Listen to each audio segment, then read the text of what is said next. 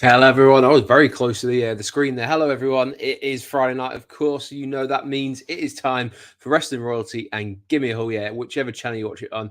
It's time for a bit of wrestling chat, and we are going to have a bit of a random one this week because there's a lot of things going on in WWE, and I thought we'd just have a little bit of a chat. So let me know in the comments if you are joining us tonight. Thank you very much for spending your Friday evening, Friday afternoon, Friday, wherever you are, or maybe it's early hours Saturday. I appreciate you joining us, or me, this week. There isn't going to be a Sam. Sam's having a nice leisurely swim. Someone might pop in later on even, but if you are here, then thank you very much. And we're going to have a bit of a chat about what's going on all across WWE at the moment, because there's a fair few things, as you might have seen by the thumbnail, that we're going to be discussing. And I'm just keen to basically just gauge how are people feeling post WrestleMania, because it's normally that time, as I said in the description for the video, where people will stop viewing for a little while. They had that big, energetic moment for WrestleMania, and then it goes into a little bit of a lull. Well, traditionally speaking, it's gone into a bit of a lull afterwards, but it looks like WWE are trying to rectify that somewhat and have a little bit of a I don't know, like carrying on this renaissance. I'm just going to sort my camera out a little bit. A little bit more of a renaissance these days in terms of keeping things going, keeping things flowing. So when it comes to WWE, what are you enjoying? That's what I want to know in the comments tonight. What are you enjoying? What are you not enjoying? What's tickling your fancy? But we're going to be having a quick chat about Backlash last weekend. For us across in Europe, or especially in the UK, it was a lovely time to be able to watch some live wrestling. And then it was very loud. The French audience did themselves proud as well. And I've heard some comments from certain people who didn't like it. So let me know. Were you a fan of the French crowd last week, bringing that energy? Or were they a bit distracting? Because that was kind of some of the feedback that I'd heard. So interested to hear what you guys think as well. And lots of different kind of connotations coming out of Backlash. And then we go into the King of the Ring and the Queen of the Ring tournaments, which are slated for to finish and culminate in Saudi Arabia, I believe in Jeddah, at the back end of this month. I've got all the dates for the rest of the premium live events as well, which I'll go through a little bit later on, because at the moment WWE's only announced through till I think it's August their premium live events. So there's a lot more scope in terms of what comes at the end of the year, where things do seem to like wind down before then get back into that Royal Rumble hype and back on that road to WrestleMania, which seems crazy. They'd even be discussing that.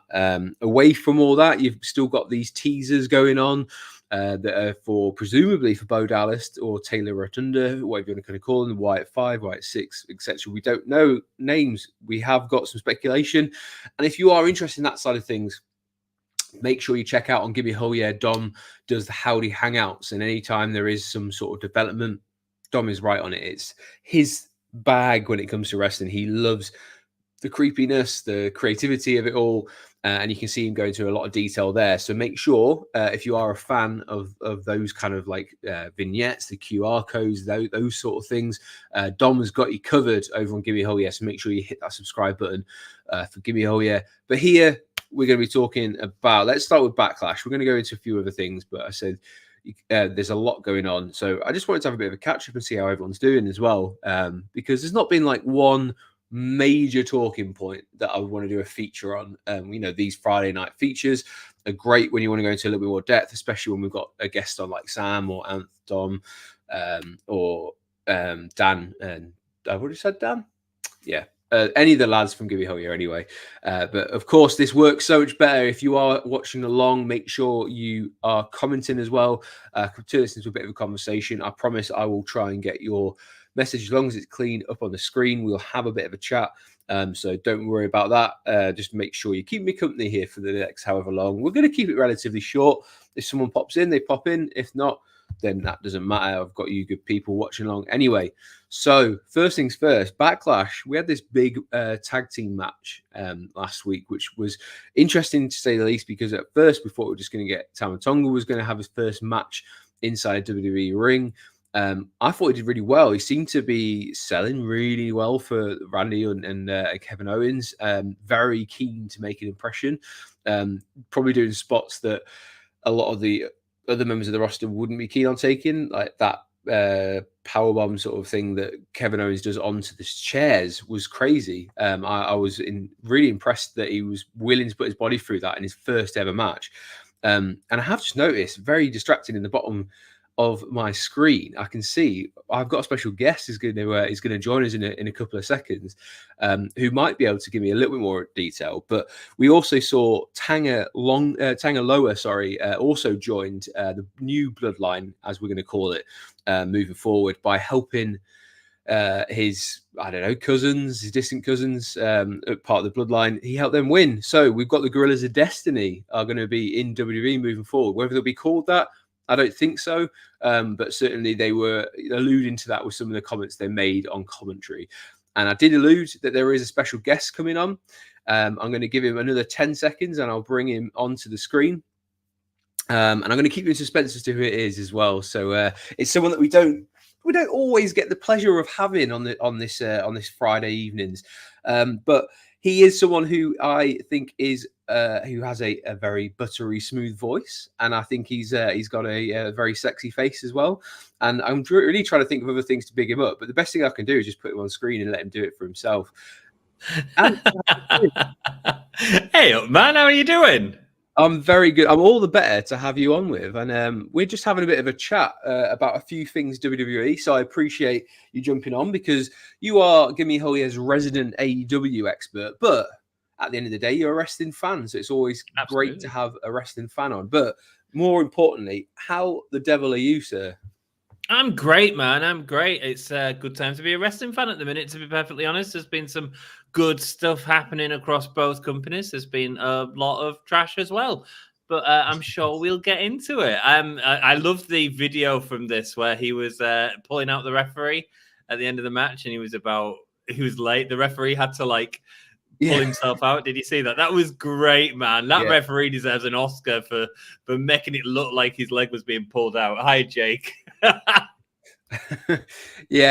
mean, there was a lot to love, and I was just saying as you came on there, I actually really appreciated Tama Tonga was putting his body through it in that match. I don't know how much of it you saw, outside of the referee stuff, but that kind of move, it's not. I don't even know how you call it. Kevin Owens does that sort of on the top rope where he does the twist and kind of comes down with them, almost the sort of. It's not a uranagi; it's something else. I can't remember what they call it. I can't think of the spot you're talking about, my friend. Sorry. Yeah, he kind of he hooks their leg up into almost like a shin buster, and then turns in midair, and they come down on their shoulder. So it looks pretty brutal, but they did it onto 6 steel chairs, and okay, I know that's what you mean. Yeah. Let me tell you how I watched Backlash, actually, because it was a bit of a different experience for me. I watched it with my nephew, who's 5. And he doesn't watch wrestling or anything like that. He's never watched wrestling before, and but he wasn't. He was grounded off the TV, so he wasn't allowed to do it. So he was watching wrestling with me, and he really got into it, actually. And especially in this match, he did a really good job of telling that face heel dynamic, which to a young person is kind of what you need. And it was really interesting to see his reactions to it. And for that, I think they all did a really good job. Yeah, and I think Paul Heyman's been key in that as well, because he's got that kind of nuance that if you are a fan and you've been around for a little while, he's selling it how he's almost scared of these people, where, and that kind of goes, oh, maybe I should be scared too, because Paul Heyman's, he's a man of his word and stuff. So he's doing a lot of the heavy lifting in terms of putting these guys over as absolute killers, and that's great. And as you say, it's giving a really interesting wrinkle to this story that's been going on for a long time, but almost like Bullet Club style is you just reinvent it and we'll go in a different direction, which is great. And it's an interesting move by WWE to almost follow that kind of pattern. Yeah, and I think the ending of the match with the reveal of the new person let you know that this pay-per-view was going to be big as well. I mean, when I think back to Clash of the Castle, there was only one sort of big moment, and that was Dom turning heel. There was a good match in there, but that was the only big moment, and that told us from the start, I think, that this pay-per-view was going to be quite meaningful, and so I appreciated that. Yeah, I've got a couple of comments in from Jake. He's just finished his final training session before his fight this Sunday. I was working before that. Been a smashing day. Got work tomorrow, then fight on a Sunday, then party. That sounds like a great weekend. And I'll also say best of luck in your fight. I don't know, is it boxing, MMA, or looks like MMA for the picture? Yeah, man. I think it's cage fighting. Jake's had a couple of fights recently, so he's been doing a really good job. He's been traveling up to Leeds. He's from your neck of the woods, actually. Is he? Okay, down the country, down he goes. But yeah, best of luck, Jake, with your fight. I'm sure you got it, but I'll be rooting for you from up in Newcastle. He also says Tangaloa was in WWE quite a while ago. It was Camacho who was with Hunico in that strange time. So yes, he was. You can go back and see some of the. He has previously been on the network. So interesting to have him back in. I would imagine a more comfortable guise for him. And I must admit, because I like to try and get out a little bit of the WWE bubble when I can. I was listening to the Gorillas of Destiny theme, and it's an absolute banger. I will say that. I very much enjoyed it. So, yeah. But we'll move on because it's not all about Backlash. We did get new champions, tag team champions. I think the problem maybe we have with Backlash is you could telegraph every single result of the matches, which was a little bit disappointing, but you did have this very rowdy French crowd. I was also watching this with people who don't normally watch wrestling. So I was watching it with my wife and my auntie, and my daughter was up for the first part of it. And my auntie said in this match, "Oh, the one with the sort of white blonde hair hasn't really done a lot, has she?" And I was like, "You can say that again." And when she did do stuff, yeah, I don't get it. There was some rough timing on this, wasn't there? She wasn't great in AEW, but I don't remember any matches as bad as the ones that she's had. And she's been like training for the last 6 months to the WWE way. I don't know if it's a nerves thing or sort of I don't know what it was. And I mean, the creative on this is just bizarre. Because if he was going to do this, you do this at Mania.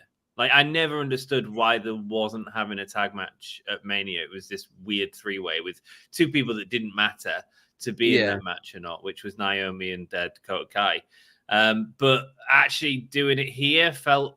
I mean, we was all watching Jade. It was all just about watching Jade, and I don't know if it's Jade. I don't know. Kairi Sane didn't seem to have chemistry with Jade as well. I'd say Kairi Sane was messing up a lot, and Kairi Sane is obviously a well-established wrestler. So Yeah, I did wonder that because I don't know if there's a bit of a language barrier because I know Oscar and Kairi don't speak fluently in American. They obviously will have enough to get through a match, and that's not really an excuse to some extent because obviously we've seen Oscar put on some great matches, and Kairi Sane is more than capable of having great matches. But the bit with the referee where he kind of realized that she wasn't legal and then kicked her out, but then made the one who was legal tag back in. It was very, very confusing. So that there was just a bit of a cluster at one point in this. And I think if an outsider who doesn't watch wrestling is twigging on something's not right in the sense that someone's not in the ring, that needs to be addressed and quite quickly as well. So I'll put it down, benefit the doubt that there was a bit of sort of maybe nerves, maybe a little bit of they couldn't hear because it was very loud. Maybe it was a bit like difficult for them all to kind of communicate. But I expect better is probably what I'm going to say. And maybe that sounds a bit cutting, but they need to do this quickly. Well, tag champions now, so we'll see where they go. I think they're rushing the story a little too much. If you ask me, we should have seen Jade's development in not just at the top of the women's tag division, which it doesn't matter anyway. The women's tag division is nothing in WWE anyway. But the point is, like, there was no story, there was no progression to get here, Yeah, I get that, and I think like they're probably hot-shotting it to a degree because they're still trying to maintain this Jade is a big star, and they maybe kept it off WrestleMania because they wanted something in their pocket for this and not to go, oh, well, there was no title changes again, and it was like kind of like paint by numbers, and maybe they just wanted to kind of have this moment. But I think it's clever in the sense of giving a solid pair of hands to work with, and they can kind of take up the slack. But but maybe give them a 3-way, and then you've got a reason for them to lose, a 3-way tag match, and then you've got a reason for them to not be in the position they're in now, where they have to deliver. And while I get this is all built into Jade and Bianca, it's sort of tag team 101 telling, very simple. But like, I don't know. I'm excited to see where it goes, but we'll see what happens. We've got we've got the Dosser in. Tyson Fury's in. Let's go, Tyson. How are you doing, man? And he says hi. But yeah, hello. Happy Friday. I hope you're having a great Friday evening or afternoon, wherever you are in the world. If you're Tyson Fury, I'd imagine you're either in the UK or Saudi Arabia, probably. Because that's the only two places Tyson Fury hangs out. Yeah. We also, and I will say, I'll preface this. I love this match between Cody Rhodes and AJ Styles, and it went exactly how I thought it was. It was getting Cody out of a really long, overblown story. It was a great story, but into a wrestling match and to show a different side and let him have a wrestling match. And who better to have a wrestling match with than AJ Styles? He is one of the crown jewels that under Vince was probably, and I'm going to say probably, he was definitely undervalued and underused and never really hit his potential. So it was great for AJ Styles to have this moment as well. And the crowd absolutely loved it. Now, I'm interested from your perspective. What did you think of the crowd, especially during this match? Because they were loud, but I've heard other people say they were quite distracting from what was going on in the ring. They made it all about themselves. But I'm interested to hear what you thought of it. No, I didn't think I thought the crowd were passionate. I mean, that's what happens when you go to new markets. And I think that, All In's testament to that last year as well with the British crowd. Yeah. Like, you go to a new market and it's just hot for it. And I don't understand why they're not using the rest of Europe. I mean, Germany is a perfect example. Get them in Germany. It's going to be loud. It's going to be like this because people are passionate. I'll go to the match and then I'll talk about a little bit more about the issue I have with one of the announcements they made on the show. They had, I thought they had a decent match. I thought it was, but there was no sort of stakes in it for me. So, and the problem is when you're coming off something that has the highest stakes of all, I didn't see a direction for Cody after this, apart from, like you said, just a decent wrestling match. And that's kind of what I felt that we got here. Does that make sense? Yeah, absolutely. Yeah. And I guess, like, to some extent, like, unfortunately for AJ Styles, was there any realistic opportunity he was going to be the one to take the belt off in this quickly? No. It would have been one of the biggest shocks in WWE history if he had done it. Yeah. Oh, it would have been. It could have been could have been a good story, though, to be honest. True. And I think that's what was missing. There was no sort of. It was a decent wrestling match. Did he win with one Crossroads as well? Yeah, but it was one of those ones where he kept trying to hit it and taking far too long. Forever. He didn't do the 3 roll-in ones that he does sometimes. Yeah, I mean, it was a decent match, but what do you expect out of these two? It was enjoyable, but I just need more from Cody, and that was my issue with him winning at Mania. I've always stood by when you finish a story, because WWE took the gimmick of him finishing this story.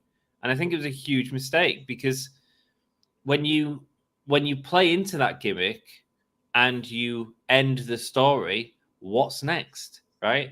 And this sort of continuation of these feuds ain't gonna build to the actual story, which is Rock and Cody, which is next year's WrestleMania more than likely.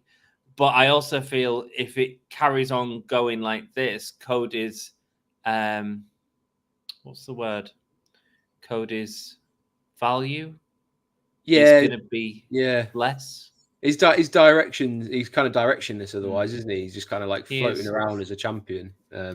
Honestly, I think he needs to face a spooky gimmick or something like that right now to really sort of dive into some weird story or something like that. Because at the minute, this was just him, saying about his dad again, and or have a faction of Cody's kids. There's a good idea. Have Dusty's kids that are all going to go against Cody because they were the ones that were trained by Dusty, and you've got several of them in WWE.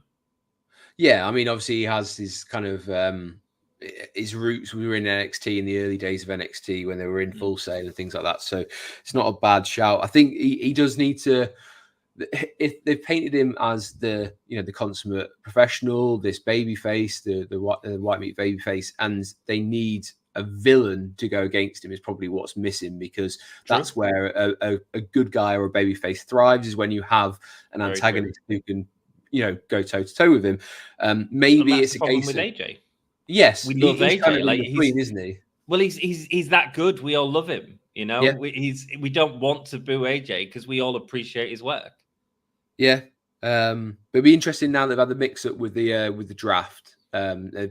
Pieces have moved as to where he goes next because obviously right now we're going to move into that next is the King and Queen of the Ring tournament is now taking precedence to the point where none of the champions are really, other than Becky, she's got a match and Sammy's got a match, but in terms of the world titles for the men, even the tag titles haven't been announced, so they're missing a little bit of direction with the championships, and it almost feels like in the past, they're like, we've got nothing to do after WrestleMania until SummerSlam. Whereas now they're like, let's throw a load of different stuff in. And it's cool because there's a lot to kind of for people to go, oh, I like that. I like that.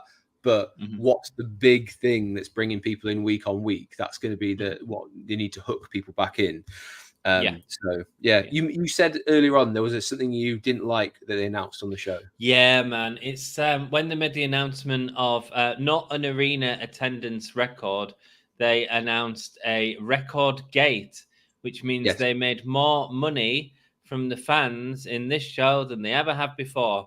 And you hear that, and you look at the prices that they've currently got at Clash of the Castle, and you think, nice one, WWE. So that's your audience. And while at the minute you can get away with doing that for a French crowd because they've never seen it before, I think you've cutting out regular wrestling fans completely, and you will eventually lose the passion. You will eventually end up with parents who can afford to take the kids, and that's it. And I think I don't like it, man. I don't like it. I love the fact that AEW has 30 quid tickets because if I want to, I can take my family. There's 6 of us in my family, right? It's a lot.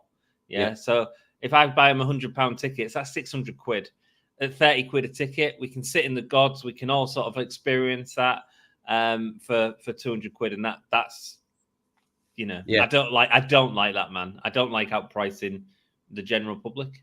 Yeah, I'm completely in agreement. I looked to the point where I was on when tickets went on sale for Clash at the Castle, and for the first time I went, you know what? Actually, I think I'd rather just save the money and wait till Vegas, which we'll talk about at the end. But God knows what the price will do for Vegas because SummerSlam tickets went on sale this week as well in Cleveland, and a lot of the comments have been about the pricing.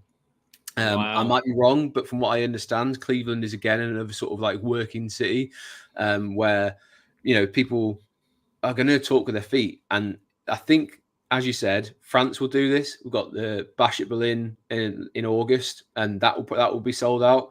But what we're seeing is Clash is not sold out. Clash did not sell out the combo tickets. It is not sold out individual tickets.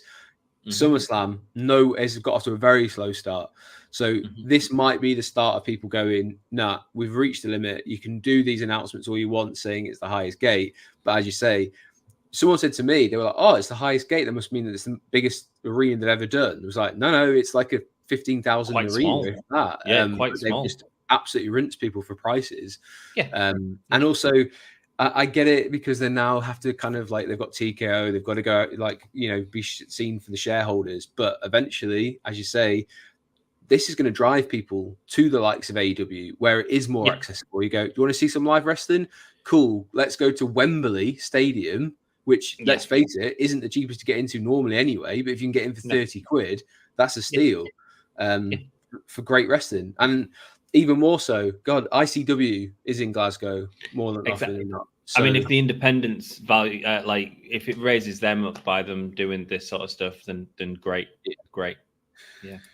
Yeah, it's very disappointing.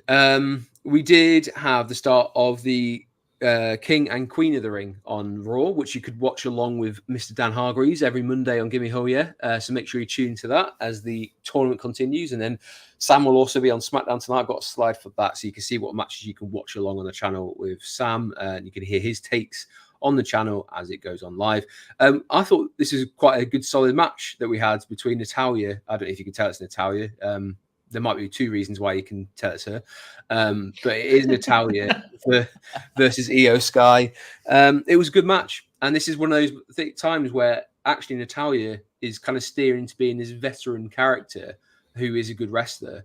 And she's been down on NXT, and then kind of having these matches as well on Raw, which is great it's a good spot for her. I don't think anyone's ever going to believe that she's going to get a world title, but she can damn well get a good match out of pretty much anyone on the roster. So she's a great professional veteran, whatever you want to kind of call her.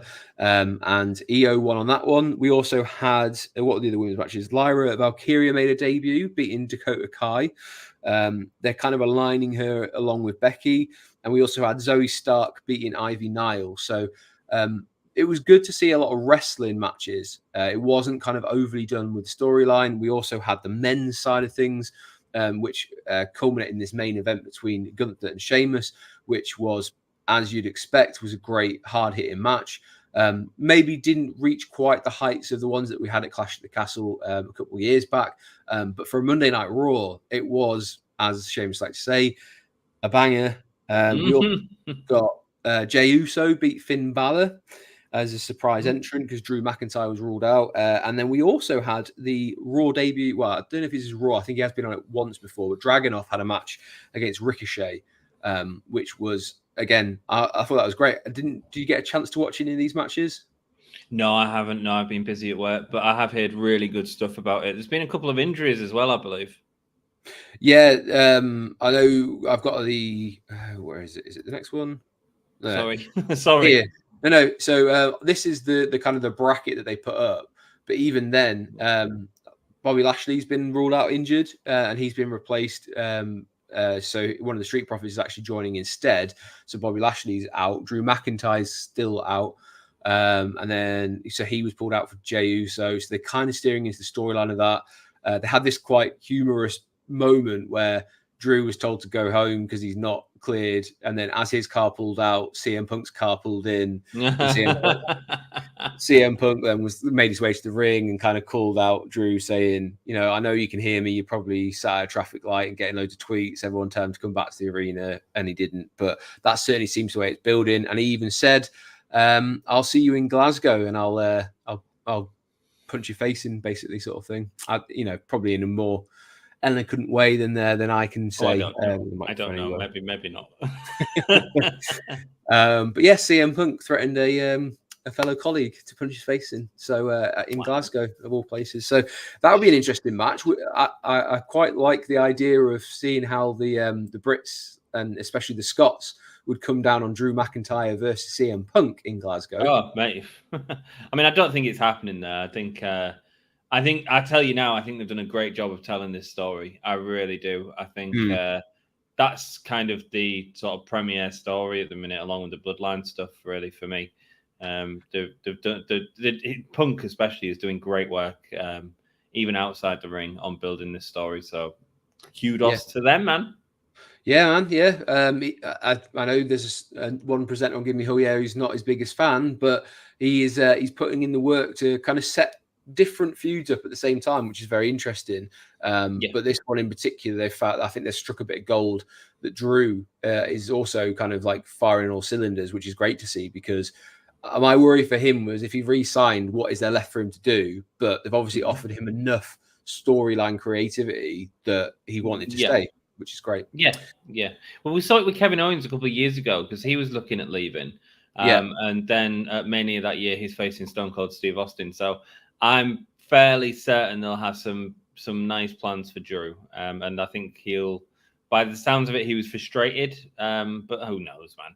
By the sounds of it, he was frustrated in the in the situation, and he got a match with Stone Cold Steve Austin, which what is Drew's Stone Cold match is kind of what I'm asking. And I don't think that's Punk. I think that's something else. I wonder if eventually it's going to lead to The Rock, but we'll see. Yeah, I mean, Kevin Owens is an interesting one because he got that Stone Cold match, and then the year afterwards, he main evented night one with the tag team championships, and probably one of the better. Well, actually, definitely was one of the better matches of the weekend and biggest spots. Oh, hell yeah. Yeah, good Stone Cold reference there as well. Hell yeah. Hell yeah. Tonight, the King and Queen tournaments do continue.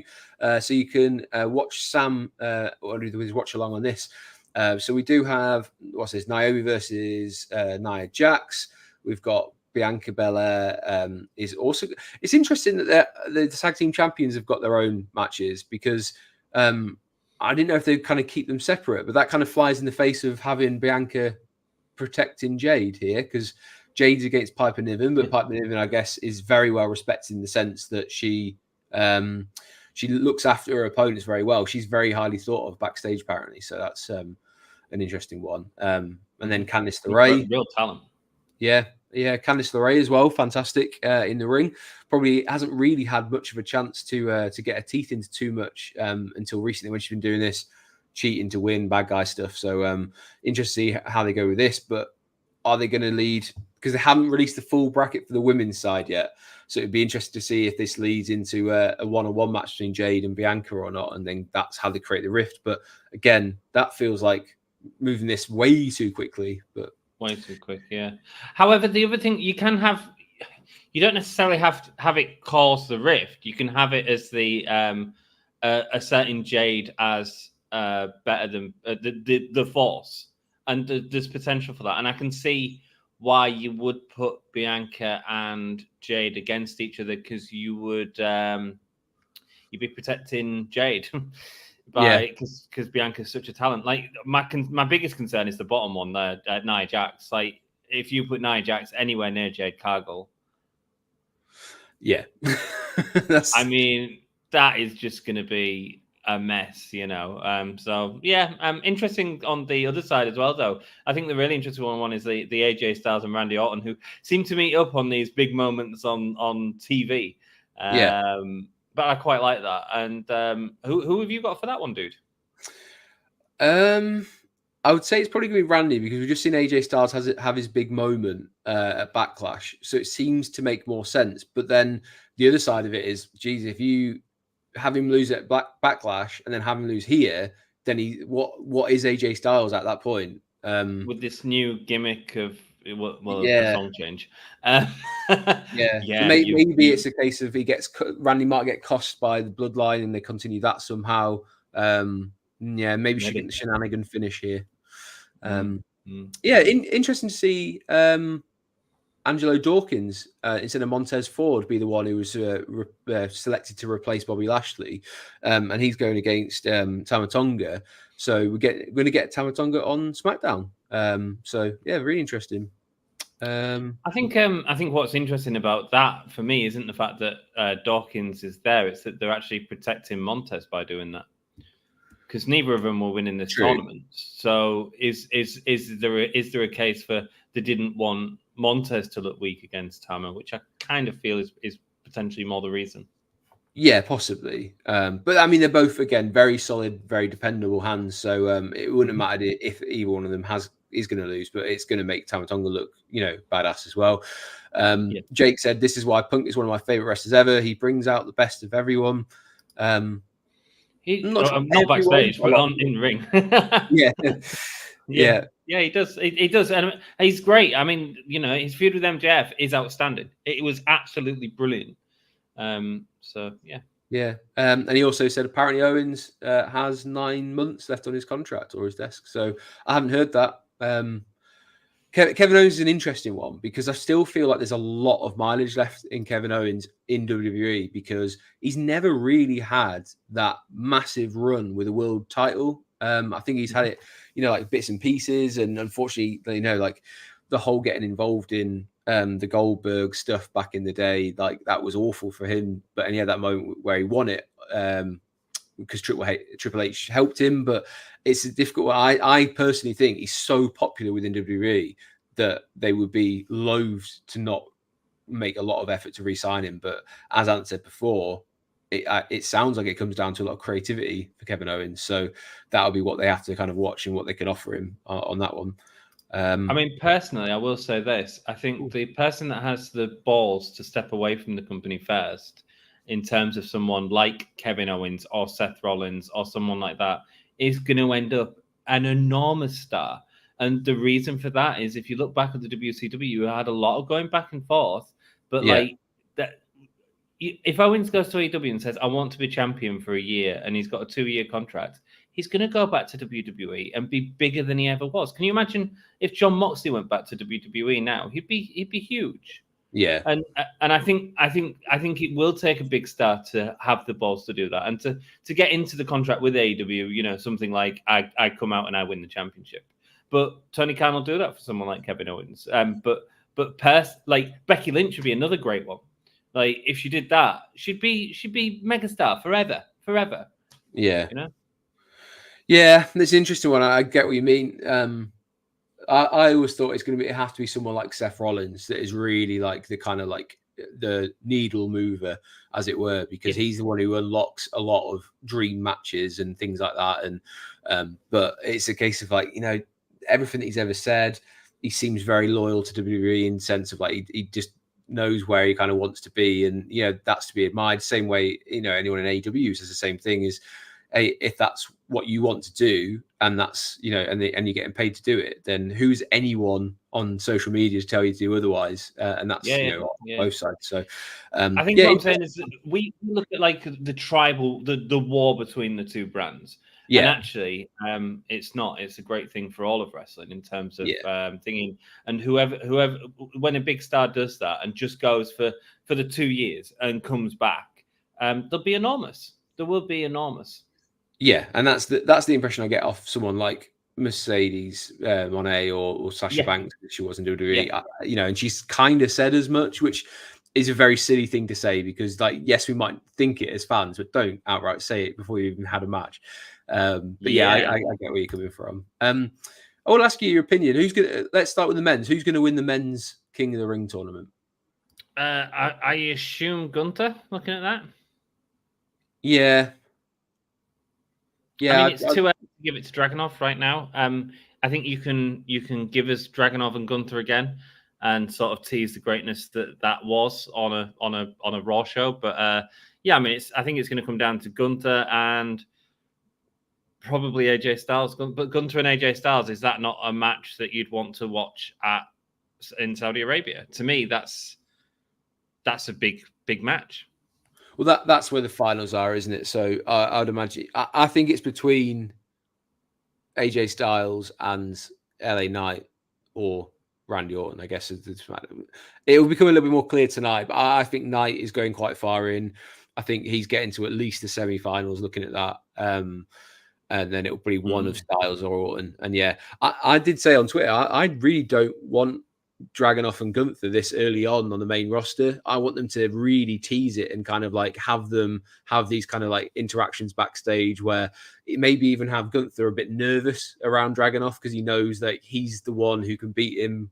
You know, that's slightly muddied by Sammy beating him, but in terms of does Dragunov have Gunther's number? But they've had great matches in the past. I want them to build this into something. And to me, God, give me it at a WrestleMania. But then the other part of me is like, actually, do I want it somewhere else because they'll give them longer? Because WrestleMania is very like time dependent. But if you gave them some time at this kind of event and going, hey, and tell you what, we'll give you half an hour, and then they'd be like, cool, we'll put on a clinic for you because that's what they can do. Yeah, I think the issue that you have with that though, Andy, is that so I kind of disagree with you a little bit. Is that I don't think people know about Gunther and Dragunov. Yeah. And so you have to tell your audience, because the main roster audience is not the audience that we're watching now, the audience of you guys that are here, you know, the audience for them is a more casual audience. So I think now is the time that you can start to tell that story where you get the fans excited that remember that, but then also you can start to invest people and tell them that is a story that we need to watch out for. Yeah. Oh, no. Yeah. I think you summed it up a little bit better than I did. I think it's like kind of start drip feeding us now.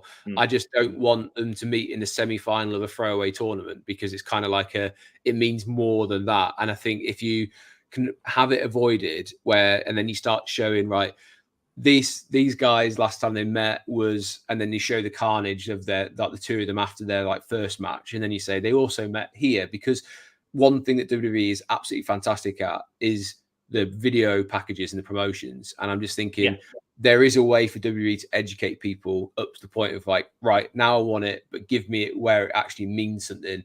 And I don't know if they're doing the semis and the finals on the same night, or if they're just doing the finals on the night. You know, I don't know how that plays out, because if they were to do it in Saudi Arabia, as in the semis and the finals, I think I would be like, oh, that's actually fine, because what you potentially have is Dragunov weakening Gunther, and then Gunther has a plausible reason why he might lose in the final. Okay. But you kind of have that play where there's like a little bit more to it. Whereas if it's on a Monday Night Raw, great for Dan, not great for like overall storylines. Yeah. Yeah. I think but I think there's also there's an interesting story in Gunther squashing Dragunov as well. I think you can build up that story with the video packages and say these two are epic, and then you send Dragunov back down to the bottom, and not just with the intention to build him back up. I think that sort of loss. I don't know. I think there's a lot of interesting things that can do, and I think it's very interesting, is what I'd say. So that's good. That's good. Jake's going for Gunther as well. He thinks Gunther's going to win, but he also does ask, who does Gunther face at Bash at Berlin? In your opinion? I'm lost. I originally thought Cody Rhodes or Priest/Drew or whoever has the world title, but I don't know about that anymore. That's a good question. I'm sure things will come a little bit more clear as we go into the summer. It would have been nice if they had some sort of jeopardies to winning this tournament, gets you a shot, and then maybe that he calls his shot that he wants to have Priest at at Bash at Berlin, because I'm sure they'll be very firmly behind Gunther, even though he's Austrian. He's kind of presented as being from mainland Europe, so they'd kind of get away with it. But yeah, interesting. I also wouldn't be against seeing Gunther versus Dragunov at Bash at Berlin, because I think the fans would absolutely lap it up, and it would be one that they could put on as a sort of like showpiece. And if they're keeping these cards tight in terms of 4 or 5 matches, each one of them gets pretty much as long as they want, which is great news for those guys in particular. I'd love to see Gunther take the title, I think, off Damien Priest. I think it's coming. I think you might need to have potentially like a sort of buffer in between where you get like some sort of like face to make it like Gunther kind of uber heel. But in Berlin he's going to be uber face anyway. True, very true. Yeah. So I guess if they're going to do it, that's a great place to pull the trigger. We've also got this match has been announced for King of the Ring, which I think could be great, because we're kind of seeing this new Chad Gable. We've got Sami Zayn, and then we also throw in Big Bronson Reed as well. So yeah, IC title. It's great to see that it's still in good hands in terms of its move away from Gunther, but they're still doing a lot with it, which was really important. So yeah, great to see it. They didn't feature in Backlash, so presumably they didn't want to have everything in one go. I'd expect there to be a tag team match title thrown into this as well. We've got Becky versus Liv. So the card's already starting to shape up, but I must admit, this was tough viewing on Raw. There was crickets from the crowd while they were doing this in-ring interview between Michael Cole and Becky Lynch. It just didn't go down very well. So something needs to happen to heat this up, because it ain't happening right now. I really dislike Liv Morgan, man. I really dislike her. I haven't seen her do a good match. She's been who's she been compared to a lot in AEW? Is it Maria May, or is that more Tiffany Stratton who's I'd say Mariah May's been Tiffany Stratton at the minute. I don't know. Maybe they're comparing it to her. My problem is Liv Morgan's been there for ages, and she's never done anything noticeable. She's got a hell of a cult following on Twitter, or X. You can't really say anything bad on there without getting laid in on. Yeah, I'm not saying she's not popular. I'm just saying I haven't seen her do anything storyline wise or wrestling wise that's made me gone, let's go. Well, Jake certainly agrees with you there. She says she's bang average, isn't bad, isn't great. And I think because she's stunning, like she's a beautiful woman. I think she gets a pass way too easy, and I don't do that. You know what I mean? Yeah. No, I totally get that. She's lovely to speak to. We got to speak to her before Clash at the Castle when she was champion. So if you want to check that out, you can check that out on both Wrestling Royalty and Gimme Hell Yeah on the channels. And go check those interviews out. But that doesn't mean that she necessarily is a great champion or is a great wrestler. But maybe this is the springboard for her to move forward. Like she needs something to kind of like keep pushing forward. But yeah, maybe she needs to start working on Judgment Day. She needs to feud with Dom. She needs to go after Dom. Yeah, I have. There's apparently little clues like having a purple bandana in her pocket, which is one that Dom was wearing earlier in the night apparently was the thing on Raw. So interested to see where that goes, because obviously she's going to take everything from Rhea Ripley, and that seems to be building into that storyline. There's a great story there, man. You have her like get this close to getting with Dom, and then Rhea Ripley returns. That is banging. That is like an awesome moment for both Liv and Rhea, and for Dom as well, who's proven that he can kind of like use him in a lot of different positions. So yeah. We're going to cover this very quickly. There's still a lot going on in WWE about these spooky goings on, these QR codes. They are playing the different kind of music and stuff during commercial breaks. If anyone's interested, I was listening to it earlier on. It's Marty Amado singing Nightbird is the song that they're using. So there seems to be a bit of a theme going on. But if you do want to know a little bit more about what's going on with Bo Dallas / Taylor Rotunda and the Wyatt 5, Wyatt 6 and things like that. So if you do want to know, there is a perfect place you can find out, because every time there's some new development, as I said at the top of the show, Dom will drop a Howdy Hangout on Gimme Hell Yeah. So it's really important that you click that subscribe button on Gimme Hell Yeah, and you can find out Dom's thoughts on it, because he's very passionate about the spooky stuff. And I know there's been an argument or a debate before, but I'm interested to hear your thoughts. Is it too close to what they were doing with Bray, or is it just in line enough to get away with it? I'm saving my thoughts for when Dom invites me on the Howdy Hell Yeah. Okay. Mutilation's the most sincere form of flattery. And have you seen the Crow trailer? Yes. What did you think of it? I had some questions about his tattoos. Oh, yeah, cool. It was a bit like oh shit, it's not Brandon Lee, isn't it? Yeah. Man, this is flopping big time. That's my prediction. Well, I think it's not Bray Wyatt, and they're building it up to be Bray Wyatt. I think it's a huge marketing error. The build is exactly this. We are being told we are getting Bray Wyatt, and Bray Wyatt's dead. Yeah. There's nothing I can add to that, because like I do fear that they've gone too close to what they were doing, and as Jake said, it's too close to Bray. They had an opportunity to do something similar, but I think they saw the success of that side kind of viral marketing that they did, and the effect that it had on people getting excited. I've already started seeing comments on social media saying like, guys, this isn't the same because we know who this is. Like, it's like we thought we knew it was Bray, but we didn't 100% know. Whereas this, they've teased too much and who it is, and it's too close to nose. Pull the trigger. You've got to do it now, and you've got to introduce in a completely different way.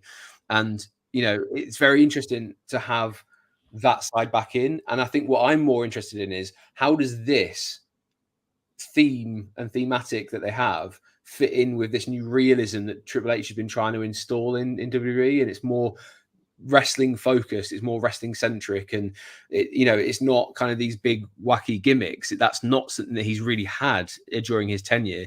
How is he going to be able to do this? Because even on the documentary, Triple H says it was great, but how often it worked in the ring, and when that bell rings, did it work? That's still a debate that we can have.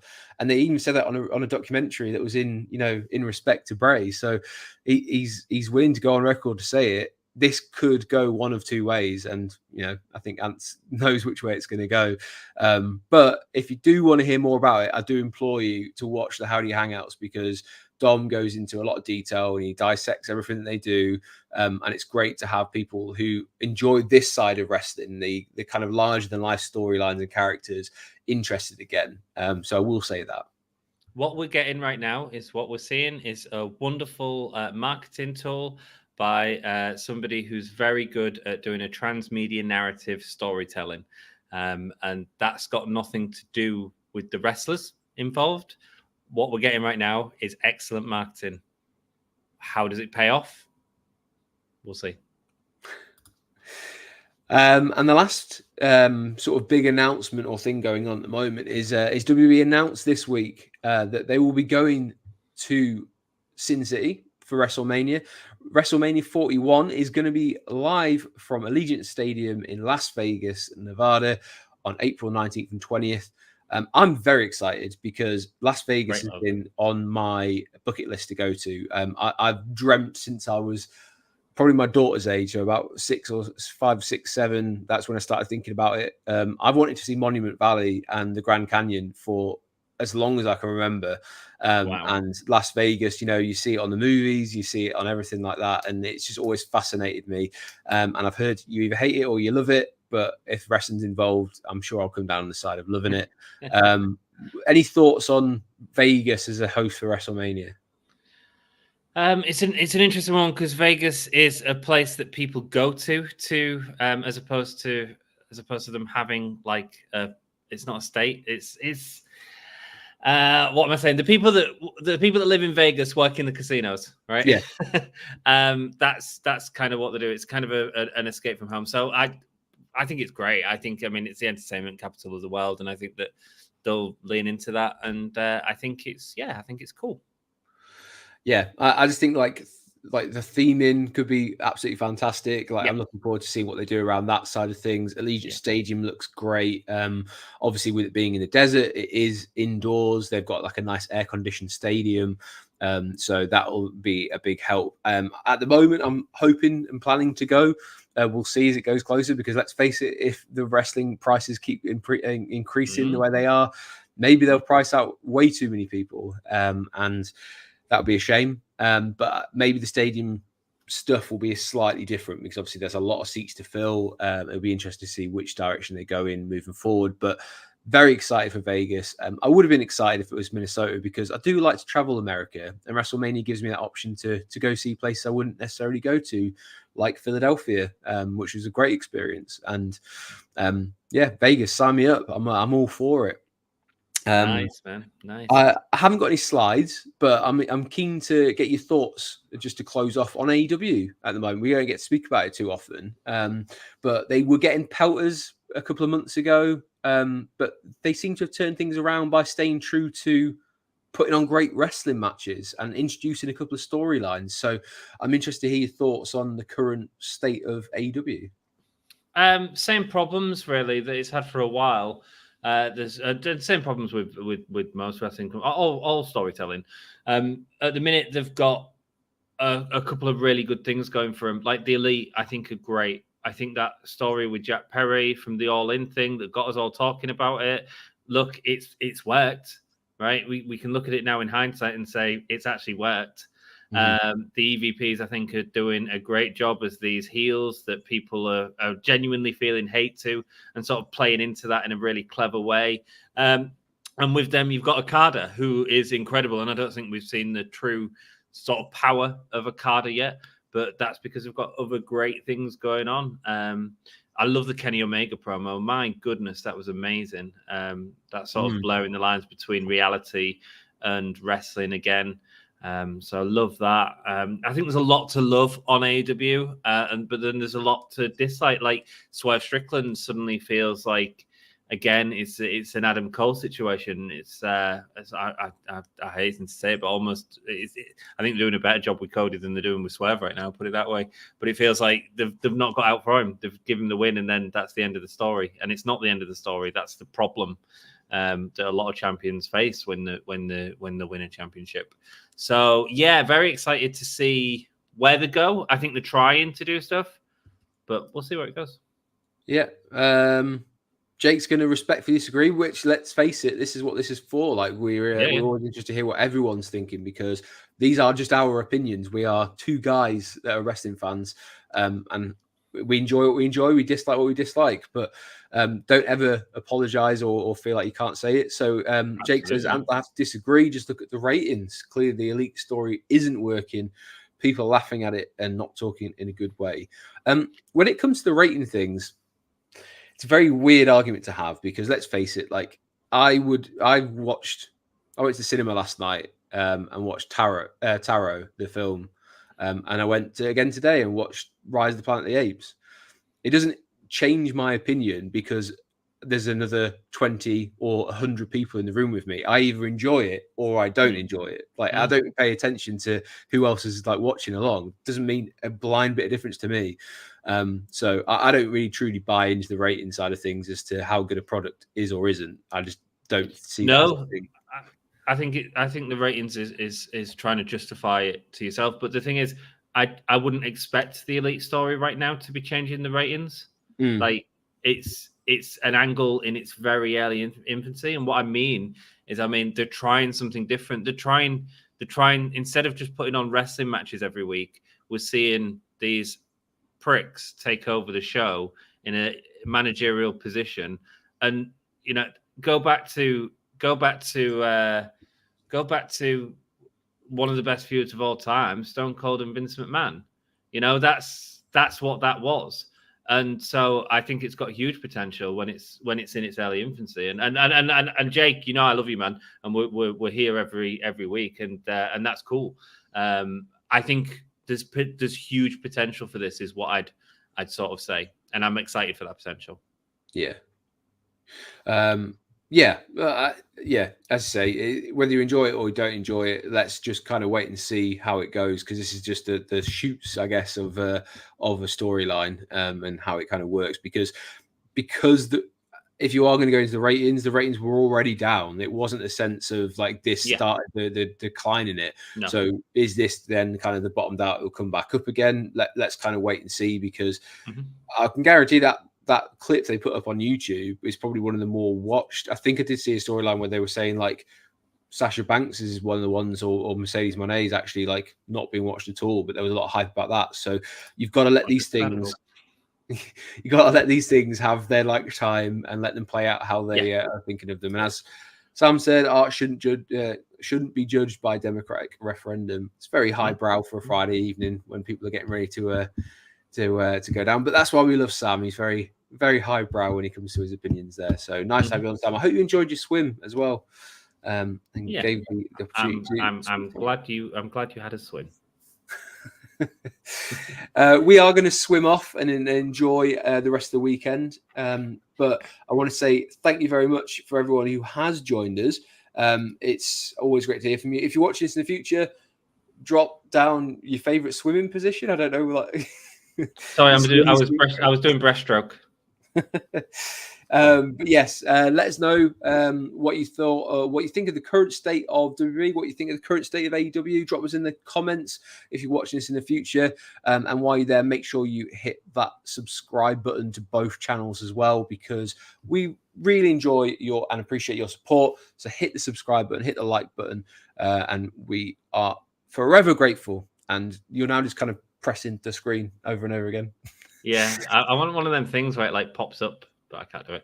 Yeah. How does that? Can we tease it? Me and you got a project in the work, haven't we, baby? We absolutely have. I didn't know if you wanted to talk about it or not. I just thought you might want to. I'm just going to tease it. How Bo Dallas of you. Hopefully it'll be more successful than Ant thinks that's going to be. I'm sure it'll be great. It'll be a laugh. You even gave a little bit when you went back in your seat there. You gave a little bit more. Here's Papa. Yeah, that's a clue. There's a clue. Ooh. But we'll leave it. We'll leave it there. Are you the daddy? Am I the dad? I'm actually just CM Punk, Baron. I could get away with it. Sam's not on tonight. Anyway. This we'll kick off there. Enjoy your weekend. Enjoy all the rest that you'll be watching. Make sure you tune in later tonight with Sam on the SmackDown stream. But we'll see you again next week. Thank you very much, Ant. He has been Ant. I've been Andy. This has been Wrestling Royalty, and give me a hole, yeah. We're out.